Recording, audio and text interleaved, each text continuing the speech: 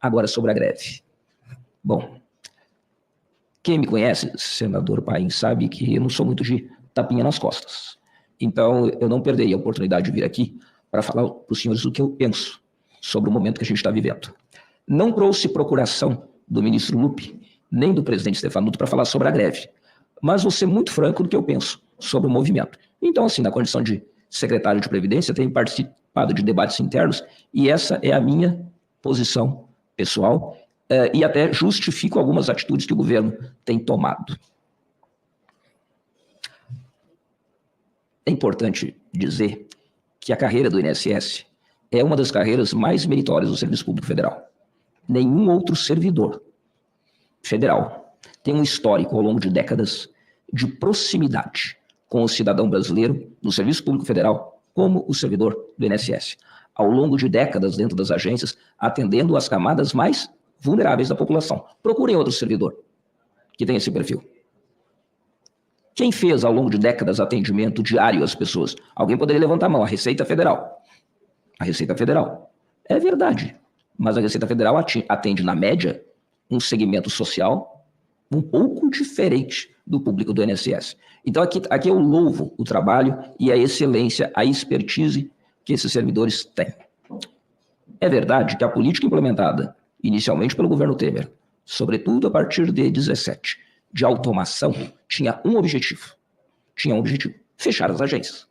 A máquina vai fazer tudo, daqui a pouco não precisamos mais dos servidores do INSS. Não é à toa que nós tivemos essa redução gigantesca de 4. Tivemos, presidente Paim, no país, no passado, 40 mil servidores. Hoje temos 18 mil. Bom, parando de falar do passado, viemos para o presente. O governo do presidente Lula tem pouco mais de 18 meses. E o que difere dos últimos 7? Bom, é um governo realmente comprometido com os servidores e com os trabalhadores. E não é uma tese, eu me sustento no que aconteceu nos últimos 18 meses. O presidente assume dando 9% de reajuste salarial para os servidores. Quando tinha tido o último aumento salarial? Nós passamos 2 governos sem reajustes. 2 governos em que não só não houve reajuste, como o debate estava interditado. O debate estava interditado. Servidor público era um pária. Era alguém a quem colocaram uma granada no bolso. Foi isso que Guedes disse? O governo Lula assume dando 9% de reajuste. E decide para o segundo ano o quê? Que faria mesas individuais de negociação com todas as categorias. Está lá o Feijó, que o senhor conhece bem, secretário de Relações do Trabalho, a quem eu louvo o esforço insano dos últimos meses, trabalhando 16 horas por dia, com sua equipe negociando com todas as categorias. Então há que se repor uma coisa no lugar. Mesa de negociação, ao longo dos últimos meses, houve com todas as categorias. Com todas. E com a grande maioria delas, as negociações chegaram a bom termo e os projetos de lei com os reajustes salariais estão vindo para o Congresso Nacional. A proposta oferecida ao INSS é igual a oferecida para a Perícia Médica Federal.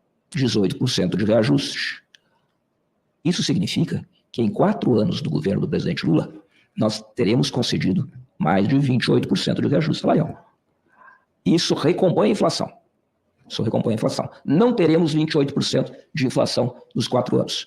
Ainda que em pequena monta, haverá uma recomposição de uma conta de governos anteriores.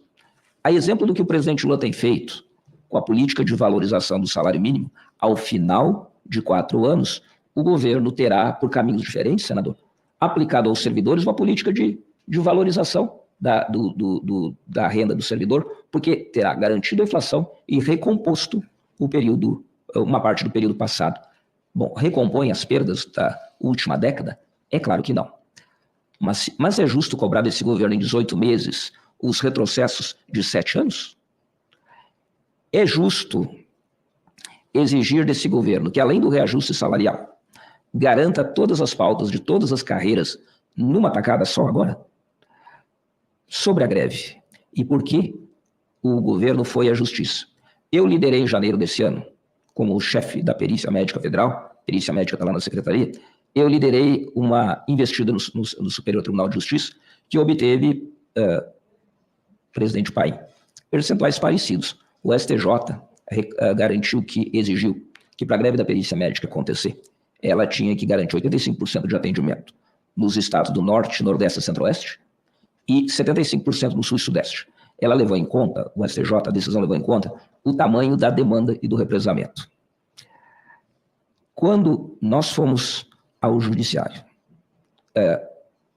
quando a AGU foi ao judiciário, nós tínhamos uma noção muito clara de que precisávamos pesar direitos, garantias. O direito de greve está garantido na Constituição. Está. Mas ele não é um direito absoluto. Ele não pode estar acima de todos os outros interesses. Ele não pode estar acima dos interesses do cidadão. Eu tenho quase de cor a sentença do ministro Mauro Campos, que garantiu aqueles percentuais para a greve. Ele lembrou que um cidadão que está guardando reconhecimento de direito, e é especificamente no caso da perícia, que está guardando há 6 meses por um benefício de subsistência, ou no caso do auxílio-doença, de substituição de renda, ele está, por esse período, aguardando em situação vulnerável. Quando a perícia médica não era realizada, não era como uma greve num hospital, onde havia um represamento de atendimento. É muito comum, né, no sistema de saúde, quando há uma greve, 70, 80% da categoria se parar, você acaba represando o atendimento, alguém quer ficar 2 horas no hospital, fica esperando 12 ou 24. No caso da perícia médica, significava que alguém que estava aguardando há 6 meses ia ter que novamente reagendar aquele atendimento e ser atendido daqui 6. O que o STJ fez foi pesar os interesses. E aí o STJ firmou uma tese. A tese é de que o interesse público tem que levar em conta o interesse do trabalhador e o interesse do cidadão. E ao fixar aquele percentual de 85, 75, estava dando, senador Paim, salvo o melhor juízo, às greves no serviço público o papel que elas devem ter. O papel da greve no serviço público é de sinalizar fortemente aos governos, mas não pode a greve no serviço público fazer o cidadão de refém. E desculpe, eu disse que eu não vim aqui para falar, para dourar a pílula, eu falo o que eu penso. A greve, ela há que ter limites. Há que ter limites. Eu ouvi aqui uma reivindicação que eu acho absolutamente justa dos servidores, e que é um ponto de pauta importante. O reconhecimento da essencialidade da atividade, de que é um serviço público essencial, o que o INSS faz, o que a perícia médica faz. E no caso dos servidores do INSS, a luta por tornar a carreira uma carreira típica de Estado, ela é absolutamente legítima. Mas, senhores, ônus e bônus. Ao mesmo tempo que eu defendo que uma carreira ela é essencial ao serviço público, ela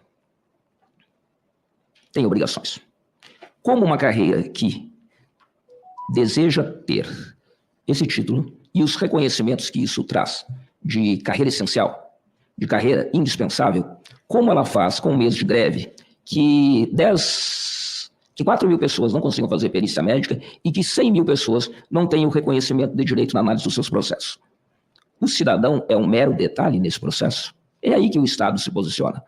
A greve, ela é um direito, mas ela não pode servir para tornar o cidadão refém. Eu prejudico o cidadão ao ponto de colocar o governo contra a parede. E aqui eu faço uma observação para dizer que no caso da greve dos servidores do INSS, eu digo isso desde o início do movimento, que ele não é um movimento pelo reajuste salarial, em que pese, eu vou dizer, uma parte significativa dos servidores está incomodado com a recusa até agora no aceite da proposta. O governo tem alertado, ele precisa enviar os projetos de lei para o Congresso e não deseja que aconteça como no passado, em que a carreira fique sem o reajuste. Mas eu digo isso para dizer que a greve não é por conta disso. Como a greve, senador, que a perícia médica promete a partir de amanhã, não é por conta de reajuste. O reajuste de 18% ela aceitou. O que ocorre é que ela quer manter um PGD obtido no acordo de greve de 22, que reduziu a capacidade operacional em 40%. Há um acordo, uma decisão do Tribunal de Contas da União, que aponta e condena de forma vigorosa os danos à sociedade causados por aquele PGD. E se dizia que aquele PGD, porque tinha sido homologado pelo STJ, era uma sentença judicial transitada em julgado. Veja, PGDs e acordos de greve não são sentenças perpétuas. Eu lembro, todos nós aqui, para que serve PGD? Por que eles foram inventados e criados? Eu acho que os motivos que levaram o governo Bolsonaro a investir neles tinham um viés equivocado. Eu não dou aumento e reduzo carga horária. Mas não é para isso que PGD existe, para concluir, senador Paim. Os PGDs existem em que é para o Estado abrir mão de carga horária em troca de aumento de produtividade. E ao longo dos anos, isso não tem sido levado em conta. O cidadão tem que estar no centro da mesa na hora de definir acordos e programas de gestão. Quando o cidadão é afastado da mesa, acontece o que está acontecendo em vários lugares. Os PGDs foram sendo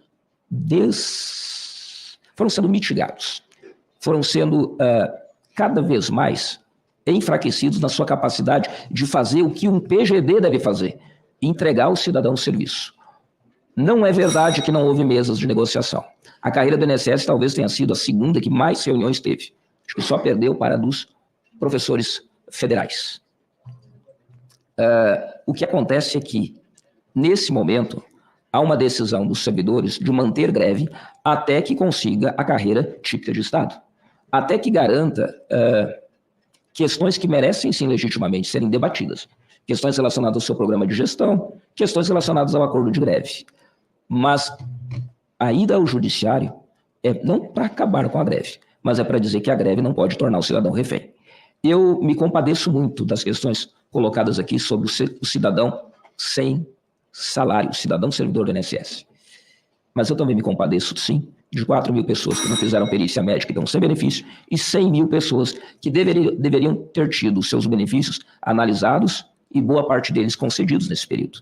Nós precisamos encontrar um meio de negociar sem que o cidadão seja prejudicado. A greve é legítima e fundamental, mas o paradigma colocado pelo STJ para a greve da perícia médica e a greve dos servidores do INSS parece ser adequado.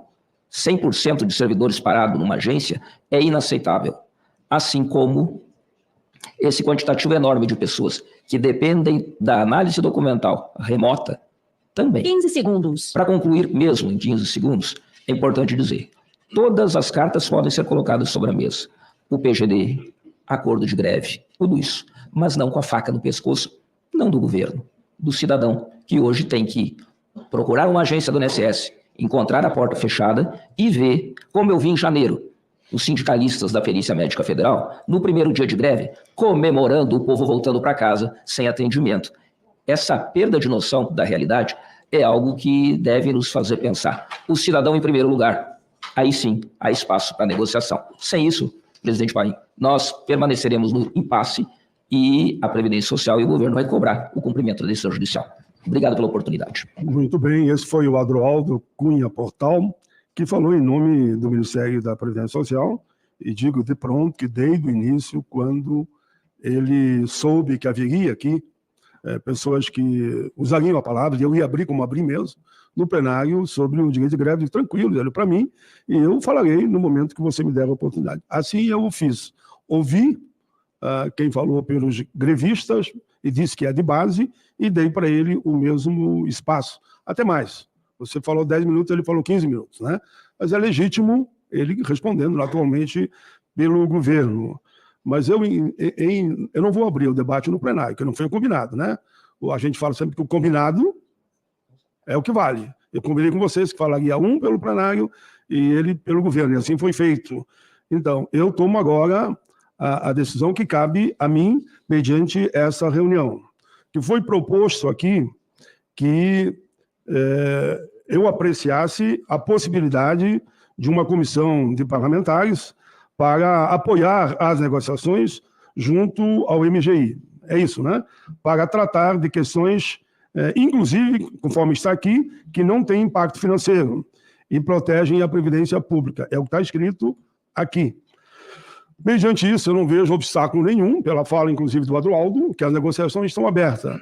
Então, a comissão toma a decisão, que está ao nosso alcance, de interceder de forma positiva, construtiva, porque eu fui sindicalista há 5 anos, não fiquei mais porque virei constituinte. Foi um mandato de 4, em seguida fui reeleito, mas o povo do Rio Grande do Sul entendeu num congresso de sindicalistas que eu devia vir para ser constituinte. Não me arrependi, sempre fui um negociador. E me apresento aqui como um mediador, não um negociador, né? Porque as categorias, as suas lideranças, e naturalmente o governo, que deve fazer as suas defesas de suas teses, seus princípios, e eu acho que caminharemos bem nesse sentido. Acredito que a melhor coisa é o diálogo, é a mesa, é a negociação, sempre fiz assim. Já mediei greves de 12 dias, de 30 dias, de 20 dias, já mediei greve dos dos Correios, e depois quero aqui dar o mérito ao presidente Lula. O presidente Lula fazia um pronunciamento no Rio Grande do Sul sobre diversos temas. E eles me pediram que eu falasse com o presidente. E eu falei com o presidente. Ele disse, tá bom, pai, então chama a mesa de negociação, chama o ministro, que eu pedi para chamar o ministro, e houve um acordo, terminou a greve com um entendimento entre as partes. Eu acho que o diálogo sempre em primeiro lugar. Independente de estar na justiça, para mim tem que prevalecer o diálogo. Por isso que eu tentarei, da forma que vocês aqui, pelo que eu entendi, solicitaram, e a concordância do Adroaldo, que há possibilidade sim de sentar, construir um diálogo, e isso que eu farei já a partir dessa semana, na perspectiva de que o importante é retornar à mesa de negociação. Se vai lá um senador ou 10 senadores, ou 10 deputados, não é o que importa. O que importa é que a gente, como comissão aqui do Senado, abra o diálogo. Ok? Então, cumprida a missão. Viu como o diálogo é importante? Até o Adroaldo, bateu palma aqui. Não, achei legal do plenário e também do Adroaldo, e eu me comprometo, viu, Ingrid, você encaminhar, que a gente faça as conversas necessárias para a abertura da negociação. Como eu havia combinado, agora é 12:05, nós seguimos ainda, se assim vocês entenderem que é necessário algumas considerações finais. O que vocês acham aqui da mesa? Ou estão sendo todos contemplados? Todos contemplados? Então, olha aí, viu? Tudo em nome do diálogo e do entendimento.